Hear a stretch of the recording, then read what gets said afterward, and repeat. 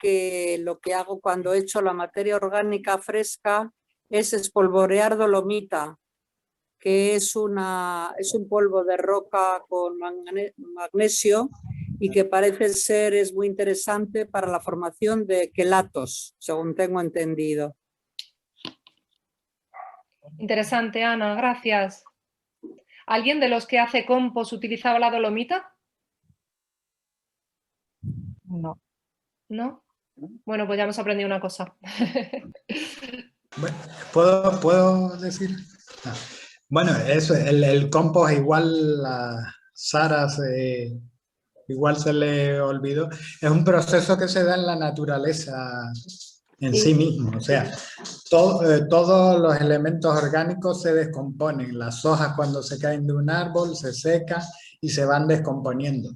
Están los microorganismos que ayudan. Entonces, el compost el que estamos viendo hoy es, digamos, un proceso, digamos, forzado que hacemos el ser humano y que deberíamos hacer la humanidad completa, porque el ser humano es el único ser vivo en el planeta que corta un ciclo que debería ser natural. Y nosotros lo estamos cortando tirando elementos orgánicos que siguen teniendo vida, los almacenamos en un vertedero con los problemas que eso conlleva y demás. Entonces, el compost es una fórmula de, digamos, cerrar un ciclo en el que no generamos tanto residuo, por lo menos en lo orgánico. Y además que aporta todo lo que han dicho los compañeros, ¿no? De estructura al suelo, de nutrientes, microorganismos, porque al final el suelo, para que sea fértil, tiene que estar vivo. Ese es el concepto que no tenemos claro la gente que consumimos vegetales o productos de la tierra, y es que el suelo, su base tiene que estar viva, y para que esté viva tienen que haber microorganismos que estén trabajando ahí continuamente. Y el compost lo que aporta precisamente, y el té de compost y todo eso, lo que ayuda es a mantener esa, digamos, esos microorganismos que son los que van a hacer que se siga, porque el compost, aunque descomponga, va a seguir descomponiéndose, es un ciclo continuo. O sea, se integra otra vez en los vegetales que consumimos y otra vez se vuelve a desintegrar. De hecho, el ser humano, si no lo incineráramos cuando muere o no lo encerráramos en una caja, se descompondría y se integraría en la naturaleza. De hecho, hay en diferentes países, en Estados Unidos, se está dando ese caso de personas que al final de su vida prefieren integrarse en la naturaleza, vuelven a pasar a otra vida de otra forma continuando natural, el ciclo. Sí. Continuando el ciclo. Hay varias preguntas. Perdona, Víctor. No, Sí, solo hay para no preguntas. acaparar el tiempo, que básicamente es eso, el compost es mezclar cosas secas con humedad, o sea, lo que se llama el carbono, nitrógeno. Esa mezcla es la que hace, la que favorece además que esa descomposición se acelere y vaya más rápido.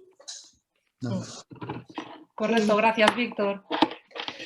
Tenemos varias preguntas. Mari Carmen pregunta si se puede echar compost en un jardín pequeño sin miedo a que vengan moscas o cualquier otro bicho. Sí, de hecho, bueno, el compost es bueno también para ahuyentar las plagas, ¿no? No creo que tenga nada que ver para que atraiga las moscas el compost. De hecho, si está bien hecho, el compost maduro suele oler bien, ¿no? Suele oler a tierra húmeda, a tierra mojada cuando acaba de llover. Sí, una cosa es que el compost, una vez hecho, una vez madurado, ya eso no atrae simplemente los microorganismos que no nos molestan. Y de hecho que no los vemos, a simple vista no se ven, son seres microscópicos.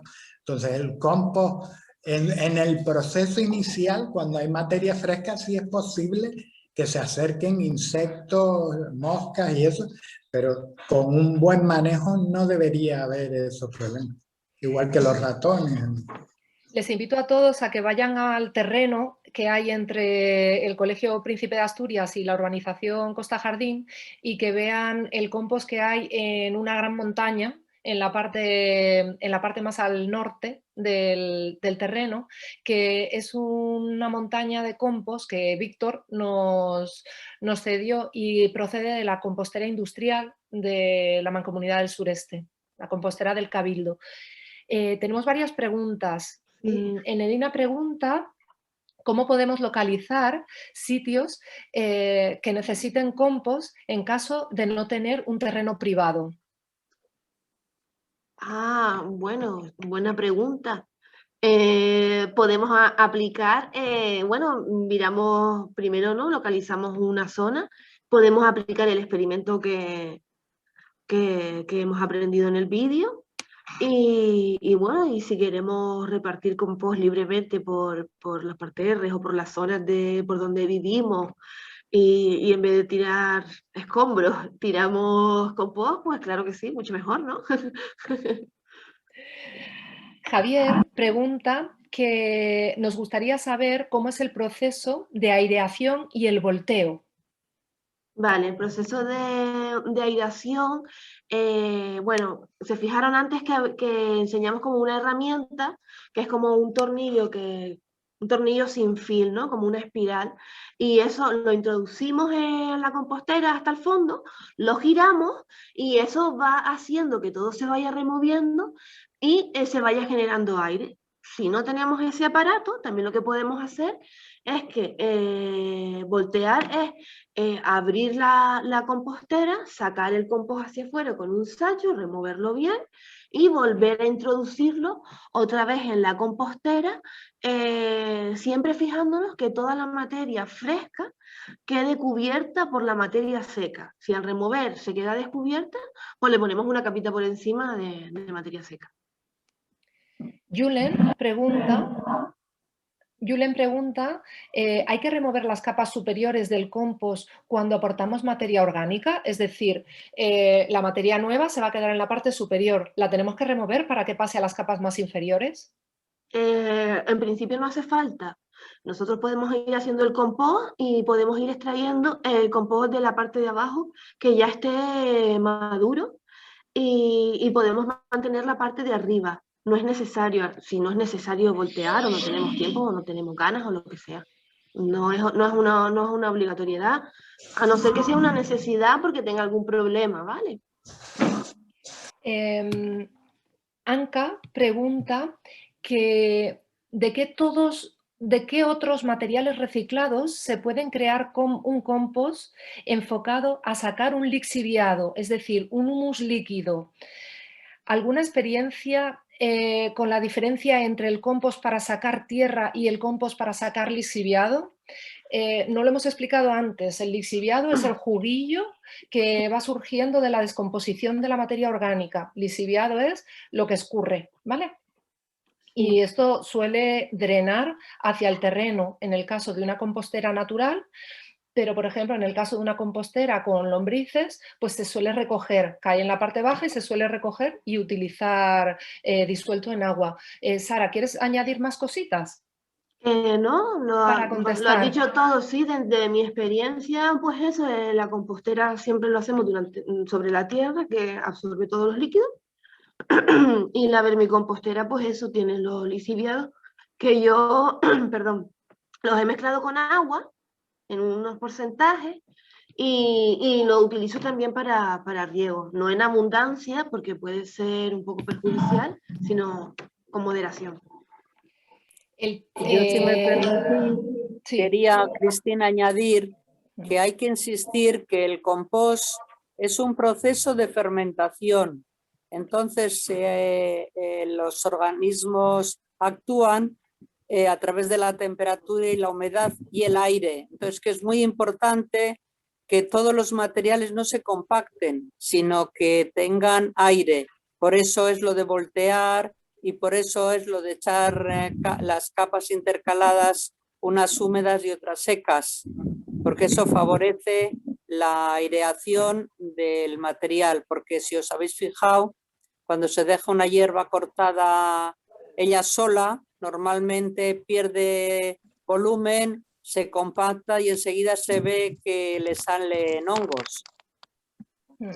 Efectivamente, se hace una descomposición anaerobia, que se llama, que es una descomposición sin oxígeno, mientras que cuando tenemos aireada la materia orgánica, con huecos, mezclada entre la materia seca, etcétera, la descomposición se hace completa.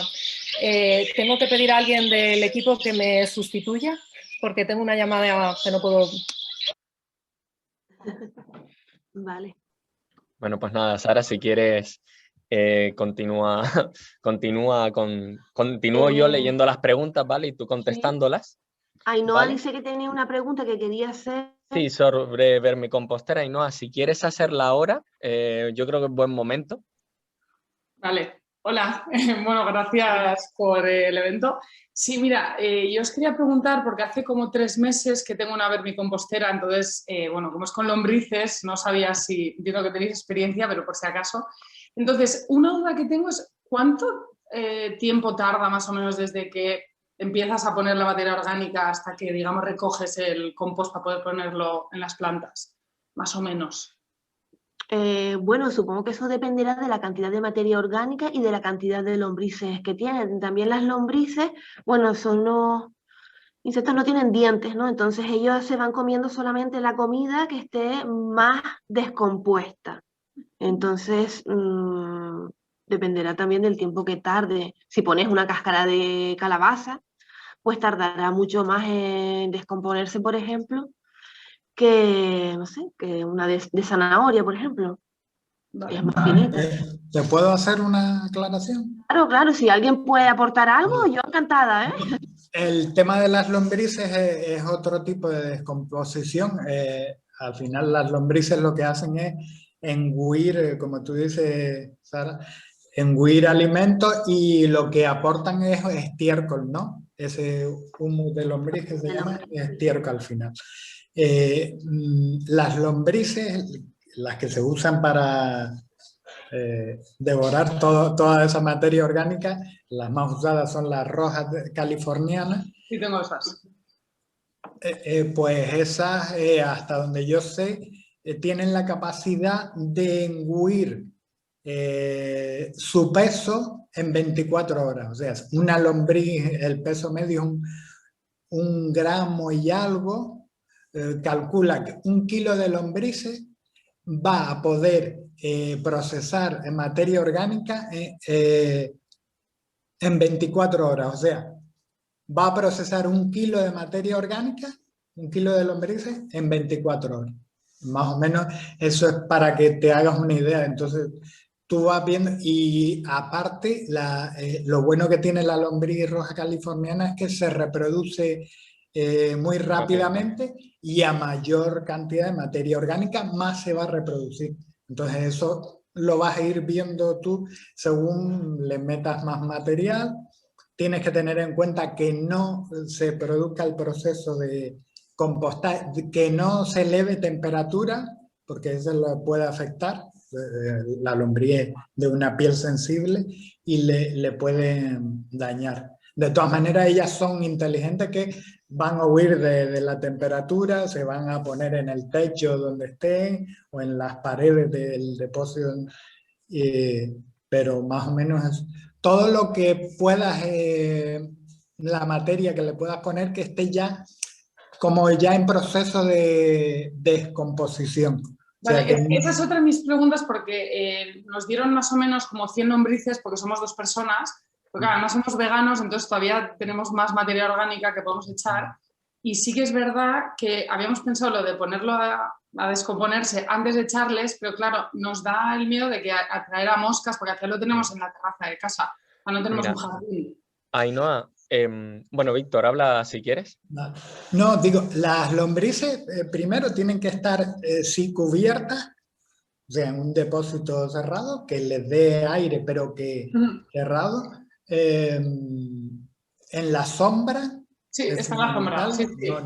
Que no le dé el sol, que son fotofóbicas, o sea, la luz les molesta, y eso, que tienen que tener un grado de humedad adecuado, o sea, no dejar secar porque si no No, además huele bien, o sea, nos dijeron que tiene que oler como a bosque húmedo o así, no huele mal ni tal, pero si tuviéramos que echarle alimentos que ya están en proceso de descomposición, ¿dónde lo meterías? O sea, paso previo a ponerlo con las lombrices.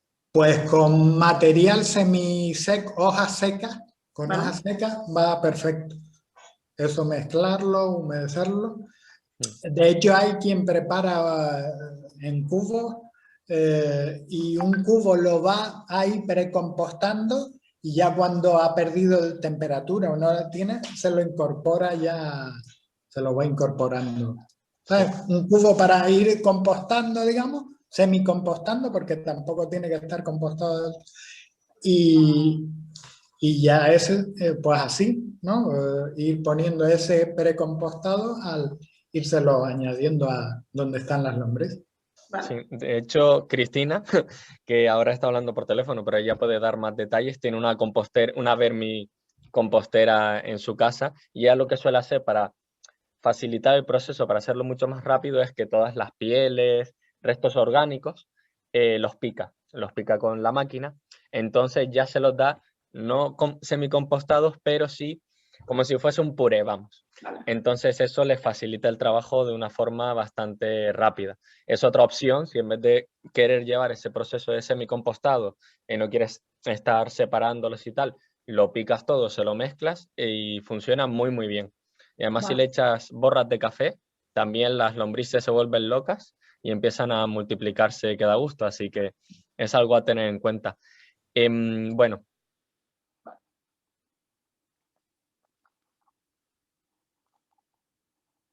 Kevin, está silenciado. Ainhoa, si no tienes ninguna otra pregunta sobre vermicompostera. No sé. ¿Tienes? Perdona, que es que está mi chico aquí, ¿eh? Nada, no te preocupes. Vale, ¿cuándo le dejas de echar? O sea, es decir, porque claro, ahora sí que igual pensamos en hacer el segundo cubo que estamos hablando, ¿no? O triturar, pero claro, si cada semana sacamos una gran cantidad, ¿cada cuánto le echarías? Porque creo que cada semana tampoco es, no sé si es bueno echarle. No, porque hay que controlar también la cantidad de nitrógeno. La materia orgánica húmeda genera nitrógeno, que tampoco es bueno, como decía Víctor, se te van a ir por las paredes y por ahí tú lo vas viendo también. Si tiene mucha cantidad de comida, cómo van comiendo, si la comida está bien descompuesta, o estaría guay también a lo mejor que tengas una reserva de comida que se vaya descomponiendo un poco, mientras se va terminando de comer lo que tal y le vayas echando poco a poco. Si tienes exceso de nitrógeno, que creo que también lo puedes compensar con materia seca, no estoy segura. Víctor dice que sí, pues vale. Sí, con materia seca, hoja seca. Lo puedes compensar, que la materia seca es carbono, entonces está guay tener una combinación, un equilibrio entre el nitrógeno, que es la materia húmeda, y el carbono, que es la materia seca. Vale. Y ya solo una última pregunta, para que se vayan, digamos, las lombrices y se quede el humus, ¿cuánto tiempo hay que, más o menos, no sé? Yo creo que tú lo vas viendo, ¿no? Cristina espera 3 meses aproximadamente. Ah, pero claro, vale. son 3 meses, pero también depende de la cantidad de materia orgánica y de lombrices que tiene Cristina con respecto a la cantidad de materia orgánica y lombrices que tienes tú, ¿no? Claro. Entonces va a depender, no sé yo si en tu caso serían más meses o menos. Vale, ok, vale, muchas gracias. Nada, a ti. Bueno, ahora Agara nos pregunta, en una compostera de gran tamaño, pero con no tanta cantidad de restos orgánicos para ir añadiendo, ¿es correcto ir haciendo las capas que han explicado, pero de menor grosor, y tener una gran cantidad de capas hasta llegar a la parte de arriba? Sí, se puede hacer, claro, lo que a lo mejor vas a tardar un poquito más en que todo el compost se llegue a descomponer, ¿no? Pero tú vas vigilando también si la parte de abajo se te va quedando más madura a medida que vas cubriendo la parte de arriba. Pero sí, claro, puedes hacerlo con menor grosor y siempre tapando, que quede bien tapado todo lo que es la materia húmeda con la materia seca, ¿vale? Sobre todo la parte de arriba.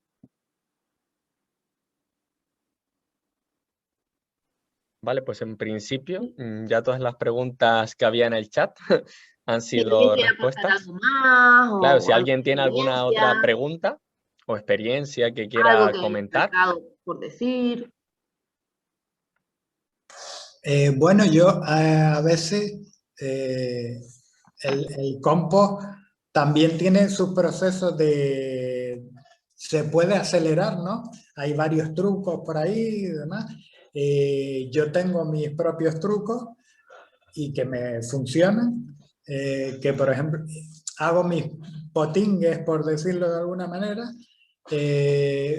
Yo uso orina fermentada, que la voy fermentando. La orina fermentada genera urea, que es nitrógeno, y es también un acelerante. Eso lo mezclo con cerveza, la más barata de Mercadona, y en vez de hidratarlo con agua normal, lo uso ese, digamos, ese preparado, y la verdad coge, porque lo ideal es que coja el compost, que antes no sé si Sara lo intentó decir, lo ideal es, en vez de estar revolviendo, aportando materia orgánica continuamente a una compostera, lo ideal es llenarla hasta el tope y ya eso dejarlo, y cada cierto tiempo pues hidratarlo si hace falta o voltearlo.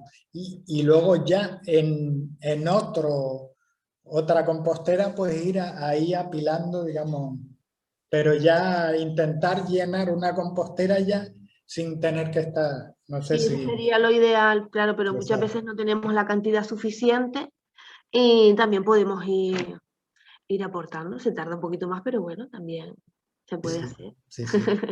Acaba de salir otra pregunta en el chat de Anka. En una vermicompostera que he visto, tenía muchas moscas pequeñas. ¿Cómo se puede prevenir?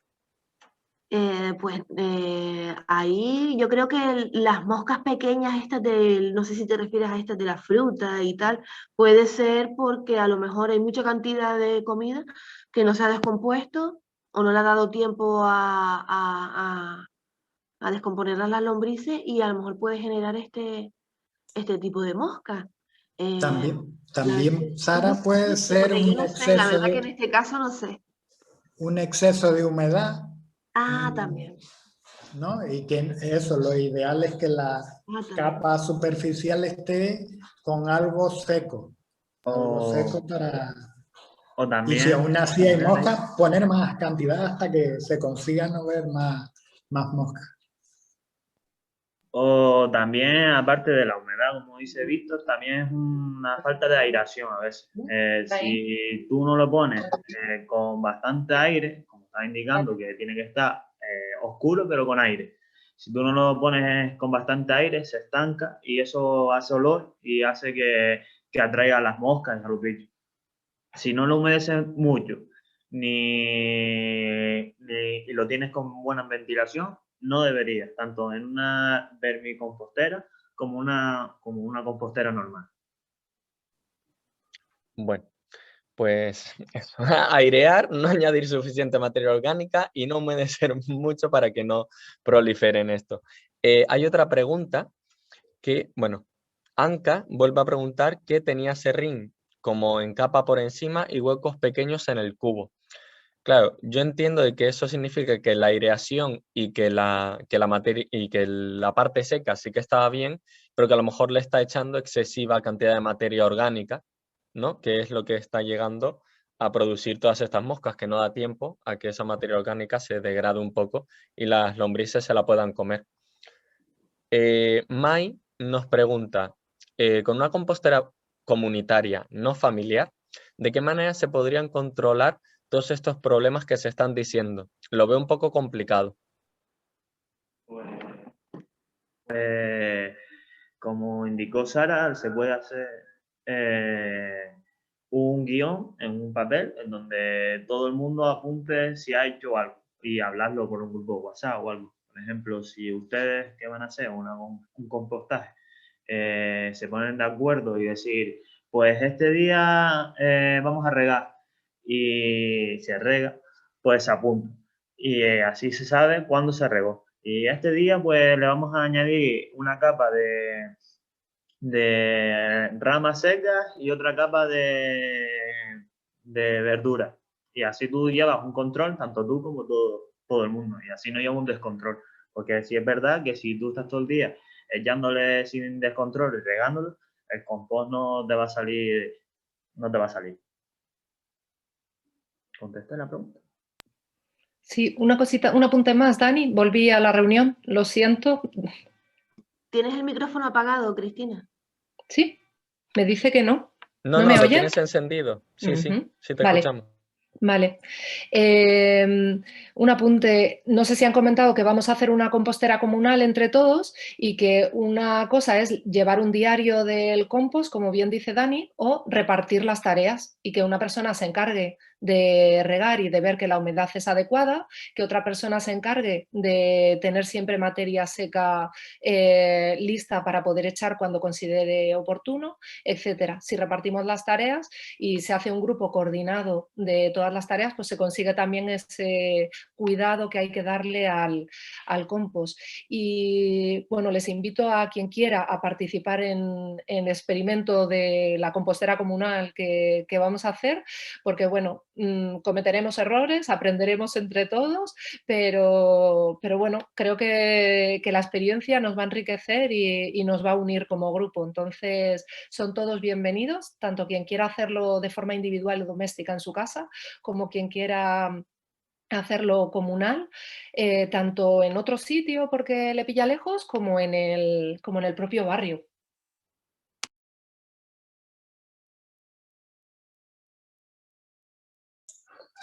Yo si quieres, mi experiencia, yo digo, yo empecé a hacer compost aquí en el jardín de mi casa, pues hará como 3 años, o sea, hace 3 años aproximadamente, 3, 4 años, y de aquí nos sale, de hecho, vamos a tirar la basura pues una vez a la semana, de envase, de plástico, lo que todavía no hemos conseguido reducir, ¿no? Pero antes, en la bolsa lo que más pesaba era la materia orgánica. Pues eso no va a nada, o sea, nos estamos ahorrando un viaje de ir al contenedor de la basura y aparte lo estamos reciclando e integrando aquí al jardín.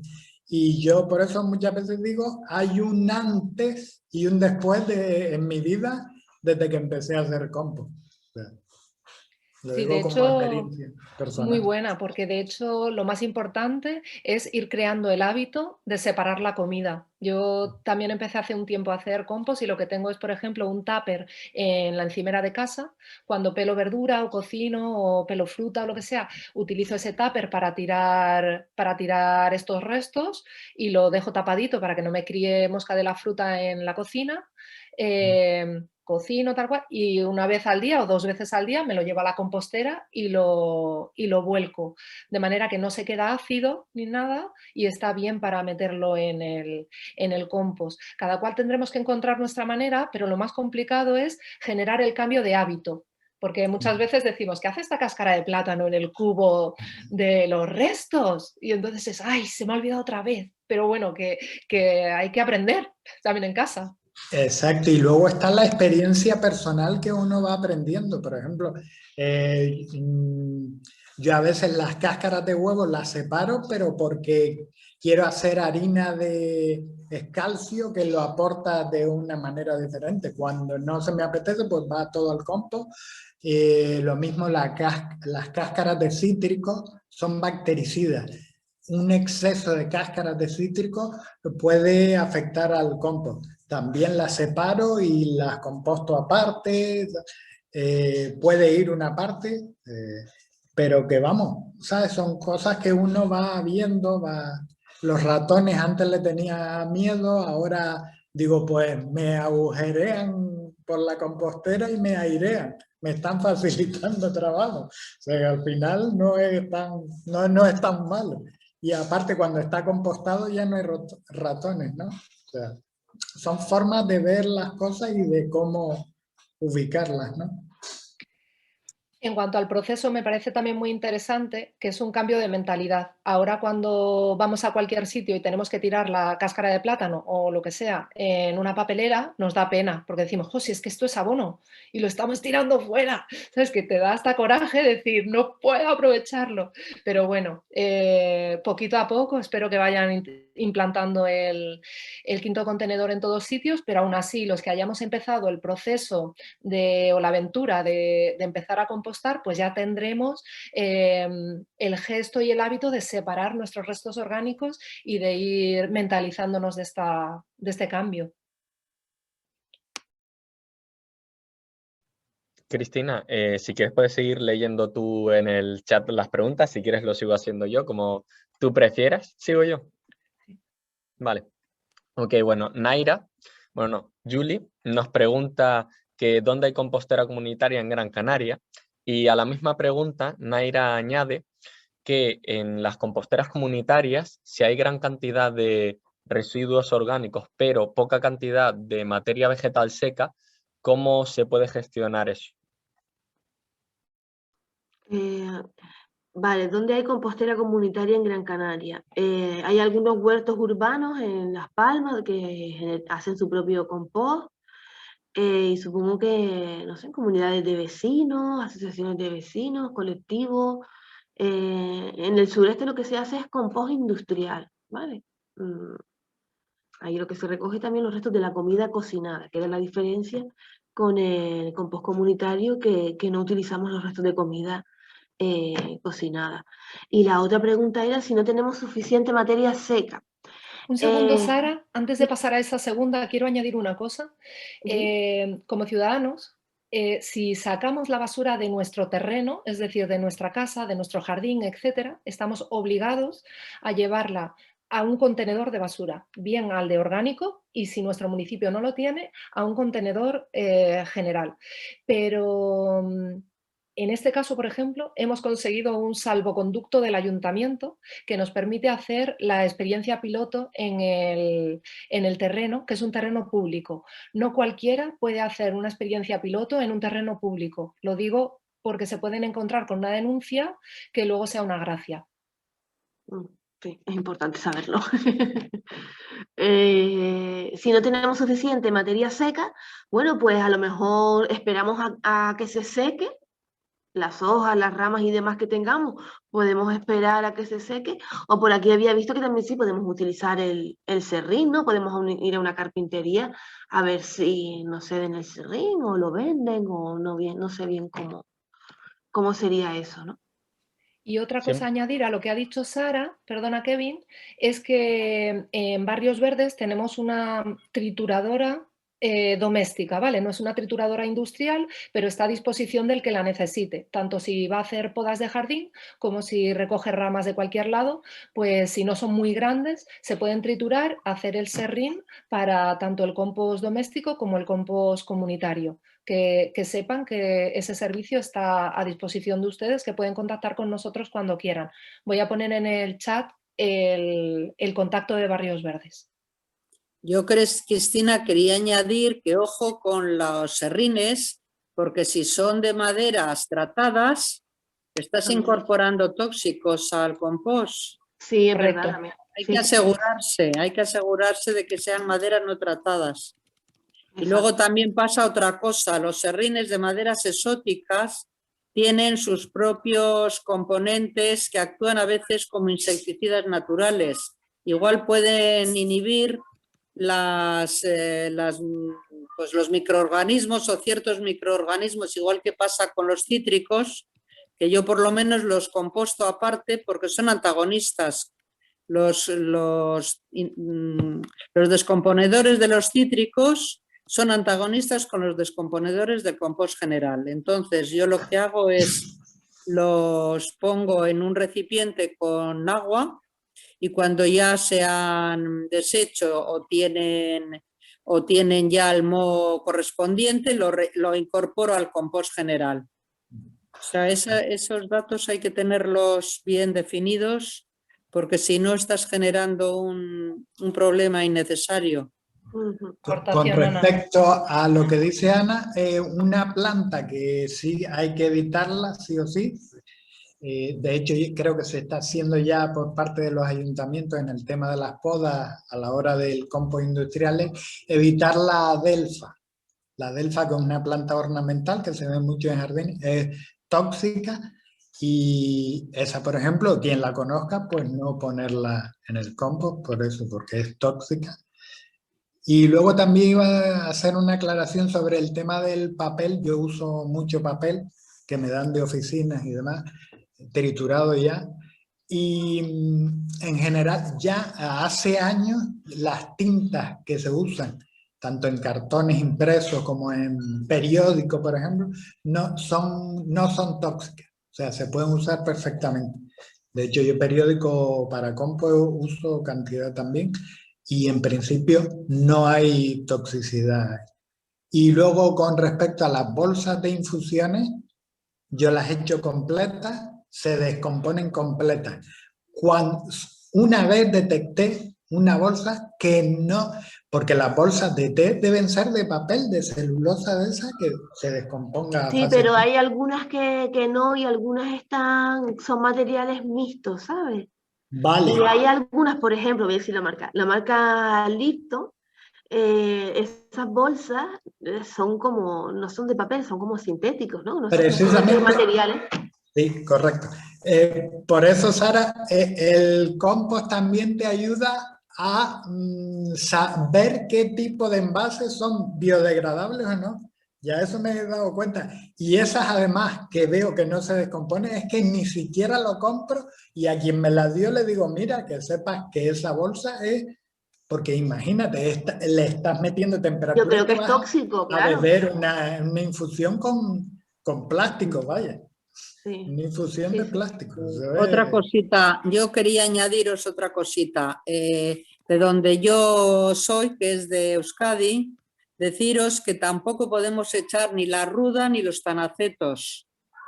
No sé si aquí los tenéis en vuestros jardines, porque también pasa igual que la delfa, que son inhibidores de los microorganismos. Y luego yo tenía entendido que la tinta negra, que no es tóxica, pero que las de color sí. Si tú tienes la experiencia de usar de color, pues me alegro porque igual me atrevo yo a echar periódicos, que hasta ahora solo estaba echando cartones con tinta negra, incluso estaba echando cartones que solo fueran marrones, sin papel blanco, porque en teoría son papeles blanqueados con cloro y no sé hasta qué punto también No, de perjudican. todas maneras, Ana, en el tema del papel blanco, también es otra cosa. Hace tiempo que el papel no se blanquea con cloro, sino con vale. agua oxigenada. Eso no tiene, digamos... Vale, Incluso pues me alegro. en el caso de usarse cloro, la cantidad, son cantidades tan, Minimis. digamos, mínimas que la Vale. absorbe el... Estupendo. Yuli ha comentado algo importante por el chat, que no es una pregunta, pero yo creo que es importante, que es evitar la planta llamada rabo de gato, ya que está invadiendo la isla y la semilla puede proliferar en el compost. Cualquier planta invasora, bueno, aparte de que está prohibida, no debería de ser utilizada para compostar, porque en caso de que alguna semilla no llegue a, que debería de hacerse, ¿no? Pero en caso de que alguna semilla no llegase a destruirse, sí que podría generar un problema, ¿vale? Ya sea rabo de gato, ya sea tabaco moro, ya sea pitera, ya sea tunera, etcétera, etcétera.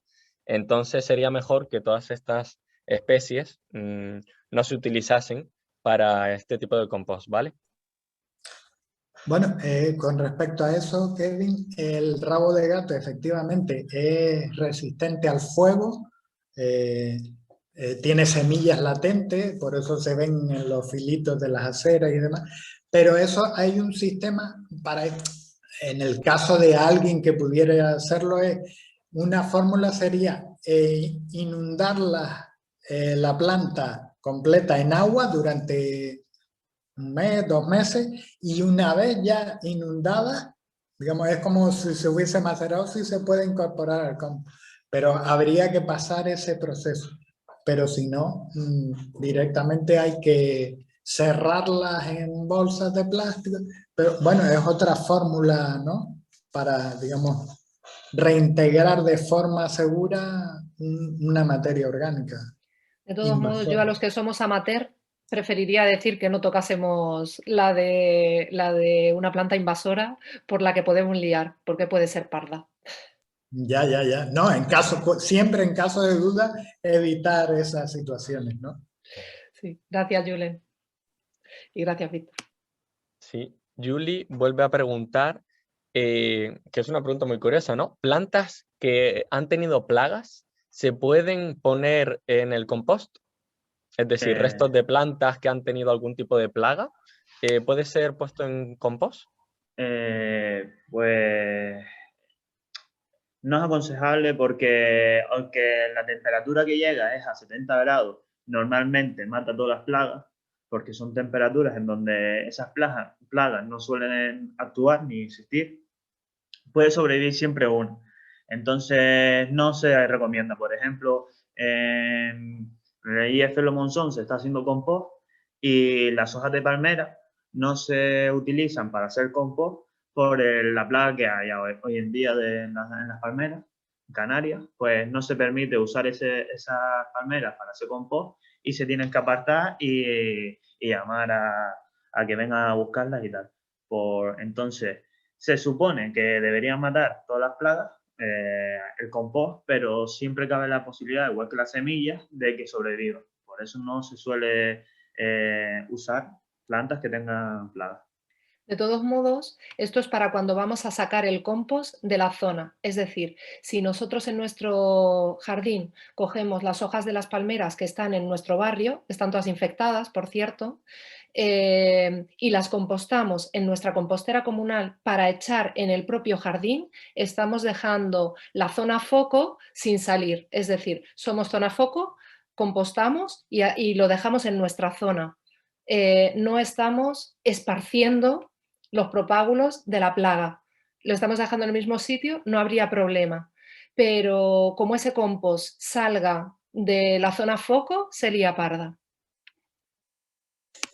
Yo, de todas maneras, en el caso de materia orgánica con enfermedades o con plagas, hay una fórmula que sería la de con las lombrices rojas californianas, que, perdón por decirlo de esta manera, se lo tragan todo. O sea, son capaces de incluso bacterias como el E. coli, que es muy conocida por su peligrosidad, ellas son capaces de absorberla y de transformarla. O sea, al pasar por su tubo digestivo eliminan muchas parásitos, bacterias o virus, que sería una fórmula de depurar determinada sustancia. De ahí el beneficio, por ejemplo, de la lombriz roja californiana.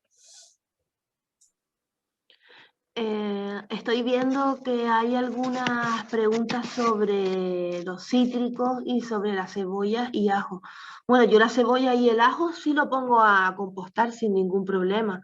Los cítricos ya no, ya tengo más cuidado a la hora de poner naranjas o limones y no ponerlas en exceso, porque se puede crear un compost con exceso en ácido, ¿no? Como antes vimos los experimentos, pues se queda un compost más ácido, que no es conveniente tampoco. Yo no Perdona, sé. ahí, Sara, si el terreno es muy alcalino, como es el caso, por ejemplo, del terreno de que está al lado del colegio, se recomienda usar compost un poco más ácido de lo normal. Entonces, a lo mejor, en este caso, a ver, tampoco pasarse, pero sí sería interesante seguramente incorporarlo, sobre todo si se va a usar en este tipo de terreno.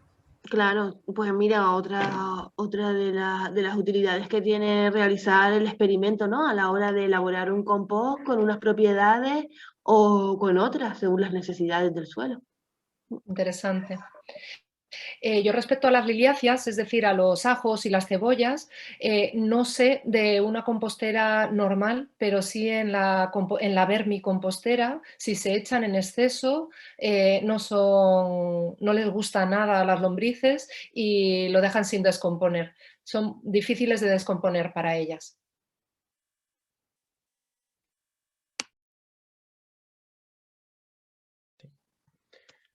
Bueno, No sé si alguien tendrá alguna pregunta más. De todas formas, estaba previsto para 1h30, han pasado ya la 1h30 con fallos técnicos incluidos, pero bueno, si alguien tiene alguna pregunta, porque el Zoom termina a las 7, así que nos quedan 20 minutitos, si no lo damos ya por finalizado.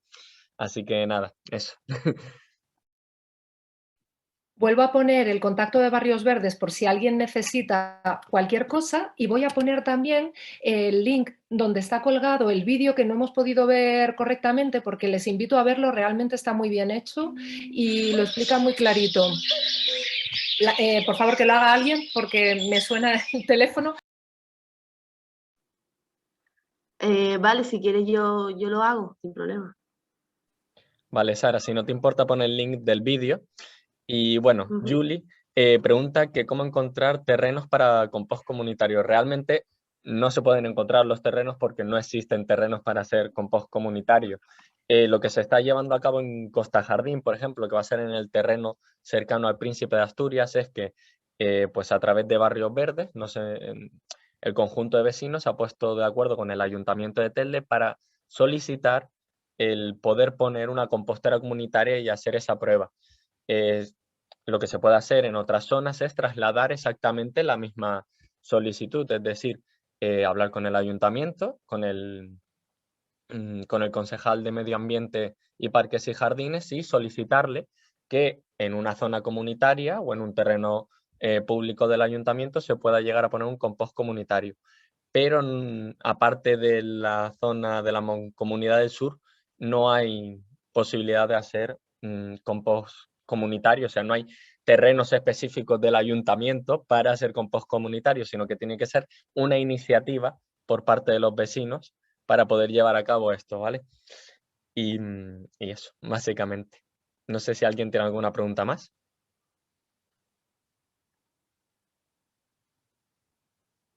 Bueno, pues en principio creo que podemos dar el... creo que, bueno, a ver, Carlos comenta que, esto es importante, está a punto de salir la normativa de ordenación de compostaje comunitario por parte del Ministerio para 2021. Como dice Kevin, se contempla la solicitud municipal a partir de una iniciativa. La otra es a partir de centros educativos públicos. Aparte de esto, también el Ayuntamiento